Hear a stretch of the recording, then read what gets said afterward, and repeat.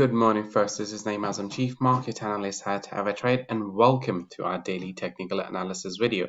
In today's analysis, we are going to look at Bitcoin once again and the bullish trend and the price target of 20k that we have talked about several times before. As always, it is important for me to go through this disclaimer and responding to anything which will be discussed in this video cannot be perceived as an advice. If you are seeking for one, please do consider consulting with your own financial advisors. Now, as always, I'm going to bring out the MT4 platform, which I'm sure most of you guys are aware of. Now, in order to bring out the Bitcoin price, all what you have to do is to drag the price from here to the chart. So just from here, you just drag it over to the chart, and then this will give you the price of Bitcoin. Now, obviously, on your daily time frame, we have no track at the back, meaning that on the daily time frame until 2018, this is the highest price that we have seen for Bitcoin. And look at this beautiful upward trend, the first leg up, and then after that, right over here in around this, let me just highlight that area. So in around this particular area, we had the bit of a consolidation, then again a big leg move to the upside, and then again area of consolidation. So you can clearly see that Bitcoin has been in an upward trend more recently since our last video, because we did discuss when we talked about this trend, the price was trading in around right over here. You can see that on the YouTube channel, the first video, in that video when we discussed that. And then we had this area of consolidation, again another upward trend, another area of consolidation, and now it seems like there could be another area of upward trend which can really move the markets higher, because this is how it is, the price has been moving.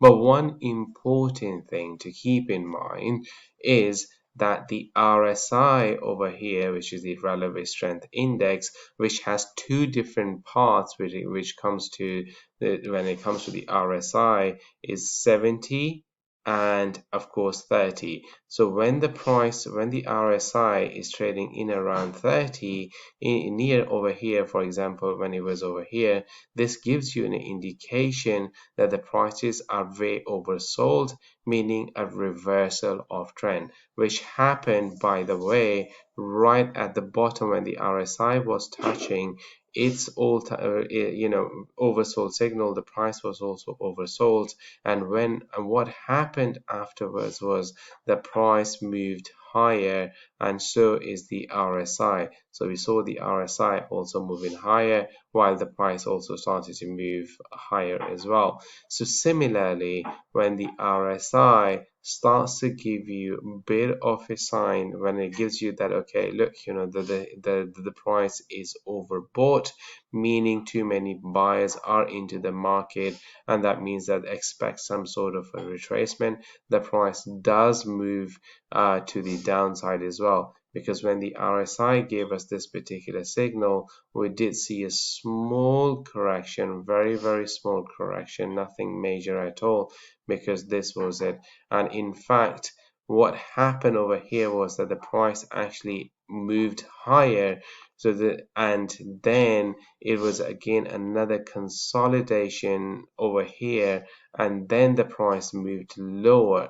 This lower move was very much in line with the RSI, but right over here, this particular area wasn't really that much in line with the price action. But this particular sell-off was very, very much in line with the price action. Now, what about the important price moving averages? So we have three different moving averages. First of all, we have 200-day simple moving average, which you know that I use all the time. And then I have 100-day simple moving average, and finally my 50-day simple moving averages. If you are asking why do I use these three moving averages and simple moving averages as opposed to anything else, just because the track record of these moving these moving averages is pretty good, and institutional traders also pay quite a lot of attention to these as well, meaning when they trade on the back of these ones. The idea is very simple. When the price moves above the 50-day simple moving average, you go long, and when the price moves below the 50-day simple moving average, you go short. Similarly, when the price moves above the 100-day simple moving average, which gives you a little bit late signal, but it's, the price doesn't come to the 100-day simple moving averages that much as compared to the 50-day simple moving average. Similarly, the price doesn't cross above and cross below the 200-day simple moving average. So basically 50-day can be considered for very active traders, and then 100-day is in between them, and then 200-day simple moving average is for those traders who don't like to, who don't mind like missing this particular move, this big move. Or shall we say that, because over here the 50-day moved well before any other, so it was this particular move. But then from when the price moved above the 200-day simple moving average, obviously we've seen this massive move. You are missing this particular move, or altogether you are missing this much of a move, but you are gathering the bigger trend, you are cashing the big trend. Similarly over here, the 50-day simple moving average gave you the signal to sell right around this particular point, but the sell signal in terms of 200-day moving average came right over here, and of course the price moved lower afterwards and it made the bottom over here.